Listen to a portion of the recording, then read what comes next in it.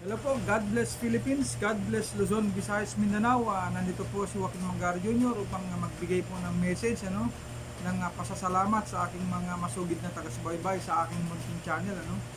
Si Joaquin Mangar Jr. po ay isang monetized channel. Ngayon po sa loob ng isang taon na sa wakas po ay nabigyan na po ng sahod ni YouTube sa pamamagitan ng Google AdSense. Wow! So ang naipon natin sa loob ng mahigit isang taon ay nabayaran po ako ni YouTube ng $100.99. So dahil sa pamamaraan ng pagbayad, meron pong kinaltas na na $5 na tax, kaya ang natira po sa akin is $95. So kung magkano po yung compute ng dollar natin ngayon, yun po yung magiging sahod ko, 95 multiply mo sa magkano na yung peso ngayon, kung sabihin natin 50 pesos yung $1, so meron tayong kulang-kulang na 5,000 pesos. So yung nga po mga kababayan o yung mga masugid kong taga-subaybay, saan man kayo naroon sa iba't ibang panig ng mundo, ako po lubos nagpapasalamat sa inyong suporta. Sana si Joaquin Mangar Jr. ay patuloy niyo pa pong suportahan ang aking channel. Ang aking content po ay ang una ko pong content ay yung mga yung tutorial kung paano po yung mag-assemble ng mga electrical yung mga electrical outlet o yung mga ilaw po. So sumunod po yung mga tulad po ng mga LRT1 Cavite Extension, MRT7, MRT3, Unified Grand Central Station sa North EDSA, pati yung mga NLEX, SLEX connector po. Yan po yung mga kino-covered po ni Joaquin Mangar Jr. channel, pati yung mga iba-iba pong nakasingit na aking kinontent, yung mga buhay-buhay sa probinsya, kung paano yung mga makakasurvive tayo sa mga ulam, at saka yung mga paano po yung pagtatanim ng tabako, pagtatanim ng palay, yan po yung mga sari-saring content ni Joaquin Mangar Jr. Kaya nga po nandito ako para magpapasalamat po sa inyong lahat. Kung hindi po dahil sa inyo ay hindi ko po marating yung ganitong kahit pa paano nag-success ang aking channel, hanggang sa pag-monetize, hanggang sa yun nga po itong nabayar na po ako ni YouTube. So yun nga po si Joaquin Mangar Jr. at lubos na nagpapasalamat, paulit-ulit ko pong sinasabi sa inyo, maraming salamat po sa inyo mga viewers ko po. Sana po i-share nyo pa po ang aking content, ang aking YouTube channel. I-share nyo po sa mga kaibigan nyo upang lumago ang aking channel. Po. So ako po lubos na nagpapasalamat. So ako po ay isang ordinaryong electrician sa isang electric company. Po. At minimum ako po ay napakapalad sa aking trabaho, kasi ang aking trabaho ay hindi masyadong mahirap, bagamat yung nga po hindi po ako pinalad na makapagtrabaho ng mas malaki pa sa higit na inaasahan ko, na siyempre yung mas mataas sa minimum. So ang sweldo ko ngayon is minimum. So salamat na rin tayo kahit pa paano meron tayong trabaho. So yung nga po aking meron po akong 3 anak na puro college po lahat. So yung isang araw po natin minimum, kung hindi ka po didiskarte, hindi mo po mapagkakasya po yun. Hindi ko naman po sinisisi yung mga kumpanya na pinapasokan kung ganun po ang kanilang pasweldo, dahil siyempre ang ganito lang po ang kanilang kakayanan. So dahil nga po sa umiiral na contractualization ngayon, sana po yung ating susunod na gobyerno ay bigyan ng magandang trabaho, o magandang pasweldo pala yung ating mga namamasukan. So ang tingin ko lang, opinion ko lang po, bagamat sana i-correct nyo ako, yung sa atin kaya tayo hindi naman sa kaya tayo naghihirap dahil sa hindi tamang pamamasukan, ano. Kung tayo po ay kung wala po yung contractualization na yan, tayo yung mga sweldo natin ay tumataas, ano. Kakaroon tayo ng mga iba-ibang benepisyo, ano. So yun nga po, kasi hindi naman kasalanan ng nagtayo ng kumpanya na gano'n, dahil pinayagan po ng gobyerno magtayo ng ganung uri ng pamamaraan ng pamamasukan. So yun nga po, tayo magpapasalamat dahil kahit paano meron pa tayong trabaho, no? So yung umaasa ka lang po sa minimum wage o yung sa minimum na sweldo mo, kung meron ka pong tatlong anak na nag-aaral na kolehiyo, no? Napaka-imposible po na mapatapos yung inyong mga anak na umaasa lang kayo sa sahod ninyo sa isang araw, ano, na ganun po ang bayad, no? So ang gagawin natin, kamukha ng ginagawa ko ngayon, kung meron pong tinatawag na working student, ako po yung working employee, ano? So ibig sabihin, ako po yung bukod sa trabaho ko ay nagsa-sideline nga po ako, no, kamukha ng pagtitinda. Ito po yung aking mga tinda, no? So ito po aking tinda. Iyan po yung mga iba-ibang klaseng tinda ko, no? Mga biscuit po tayo dyan, kape, tsaka meron po tayo mga itlog, no? So yung nga po, no, doble kayod tayo. Pag hindi natin gagawin yan, siyempre hindi natin mapapaaral ang ating mga anak, ano?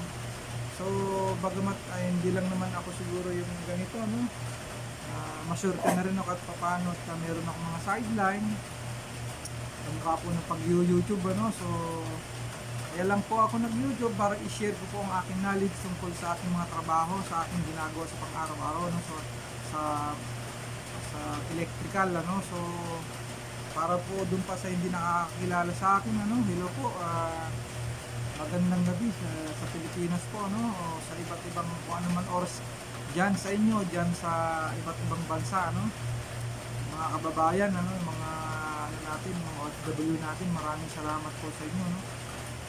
Yung nga po, kamukha ng sinasabi ko, no, ang aking kalagayan is a working employee, no. Kung merong working student, ako naman ay working employee. So kailangan natin ito para maitaguyod natin ang ating pamilya, maitaguyod yung aking pamilya sa kanilang pag-aaral. At dagan nga lang na ngayon ay nakakayamang sasabihin, ano, ako po yan, may pagsubok po na pinagdadaanan, ganun sa madaling salita, no. Ang aking misis po ay naoperahan po, no, isa pong ovarian cancer, bagamat tinanggal na po yung kanyang ovaries kung saan tumubog po yung mga bukol, yung nga po nakasurvive naman po, na natanggal na po, kaso nga lang ang aking misis, ang aking buting asawa ay yun nga po, ni-refer po ng doktor na kailangan po makemo, no, ikemo po siya. Sa isang katulad ko po, hindi ko po kaya yung ganong kalaking gastusan, ano. So nakakahiyamang aminin, siyempre kailangan natin ng medical assistance. Nananawagan po ako dun sa mga kapwa YouTubers po na sana ipagdasal nyo po, tulungan nyo po ako ipagdasal na gagaling po ang aking asawa, no? Ang aking buting may bahay, na sana po gagaling siya. At kung gusto niyo naman manonood, mga lalo po dun sa lahat ng sumusubaybay sa channel ni Joaquin Magaro Jr., ano po. So yung nga po, no, maraming salamat po sa ating mga viewers, ano, kung paano sinasabi ko, no, ako po ay working employee, no, na ibig ko sabihin, sana i-correct niyo po ako kung tama yung aking word, ano. Ako po yung may trabaho na nagtatrabaho pa, no, ibig sabihin nagsa-sideline. Siguro hindi naman po masama yun, ano. So ginagawa ko lang ito para naman pandagdag po, panggastos po, kahit yung magpagkain ko lang malibre, para yung sasahurin ko may padala ko sa pamilya ko, no. So yung nga po, no, itong ang lahat ng ito ay pagsubok lamang sa ating buhay, ano. Talaga ganyan, kasama sa buhay natin yan, kaya laban lang tayo, no. Bagamat hindi lang naman ako siguro yung may ganitong problema. At laban lang tayo mga igan, mga kaibigan, mga tropa, ano, kung ano man ang problema sa ating buhay, laban lang tayo. Lahat ng bagay ay may katapusan, ano, yung, lahat ng mga kalungkutan na dumarating sa ating buhay ay siyempre ang kapalit nun ay kasiyahan, ano. So lagi lang po tayong manalangin, magdasal sa Panginoon na tayo alalayan sa ating mga problema, ano. At siyempre siya lang ang tanging nakakatulong sa atin. At siyempre yung may mga tao na ginagamit niya para tayo tulungan, ano, para tayo gabayan at alalayan sa ating mga problema kung hindi natin kaya. So yung nga po, inuulit ko po, maraming salamat po. Binabati ko po ang aking buting asawa na si Aurelita Lozano Maglaro, ano, at ang ating mga tatlong anak, ano, na si Queenie, Marilois at Divine Grace, ano. Sana mag-aral po kayo mabuti, kayang-kaya natin ito. Malagpasan natin ang problemang ito, ano. So sa lahat ng pamilya po ng ng misis ko, pamilya Lozano, ano, at sa kanilang pamilya, binabati ko po kayo. At siyempre yung aking pamilya diyan sa sa Isabela, no. Sana po lagi tayo nasa mabuting kalagayan at ligtas sa anumang kapamakan. Pinabati ko po ang aking nanay na si Mercy o Marcelina Magaro po, at ang aking mga kapatid, ano, na si Mario, si Kuya Mario, si Ate Myrna, si Kuya Lito, Kuya Roger, at ang aking kapatid na si Franco, no, Franco, saka si Jomar, ano, na nandito rin sa trabaho sa Pilipinas, ano. Lahat naman kami nasa Pilipinas, ano. So yung nga po, at ang aking mga kamag-anak, ano, binabati ko po kayong lahat, mga kamag-anak ko dyan sa kung saan man kayo naroon, ano. Lalo nyo nandyan sa Isabela, no, sa Tumawin Isabela, mga ilagan sa buong kahit saan panig ng lalawigan, kung saan man kayo naroon, mga pinsan ko. Binabati ko po kayo lahat, ano, pati mga pinsan ko na nasa ibang bansa, mga OFW po. Sana mag-iingat po kayo dyan, at ingatan niyo po ang inyong sarili, ano. Sana gabayin kayo ng Panginoong may kapal at laging bantayan para manatili po kayo ligtas. Ganun po ang aking mga kaibigan. Yung mga kaibigan ko pa na nakakaalala sa akin, binabati ko po kayong lahat, ano, aking mga kumpare, binabati ko po kayong lahat, hindi ko na po babanggitin sa dami, ano.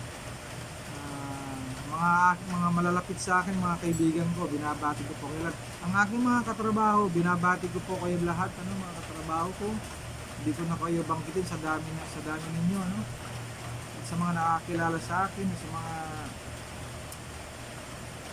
lahat ng mga kaibigan ko, no, hindi ko kaibigan, ay mga supporter natin, binabati ko po nila. God bless po sa inyong lahat, at sana patuloy niyo pang suportahan ang aking channel. Tuloy-tuloy lamang po ako sa mga paggawa ng content, katulad po ng tutorial. Yun nga po, maraming salamat po sa inyong lahat, mga kaibigan, mga kapatid, mga kuyang, mga ating, ano, mga kung ano man ang tawagin natin diyan, ano. Maraming salamat po. Si Joaquin Magaro Jr. po ay lubos na nagpapasalamat sa inyong lahat. At yun nga po, sana tuloy-tuloy na. Inuulit ko po, si Joaquin Magaro Jr. po ay binayaran na po ni YouTube, ano. Nakatumbas po ng $100, kung saan yun nga po yung bago makuha ko yung sahod mo sa YouTube, kailangan umabot ko po ng $100.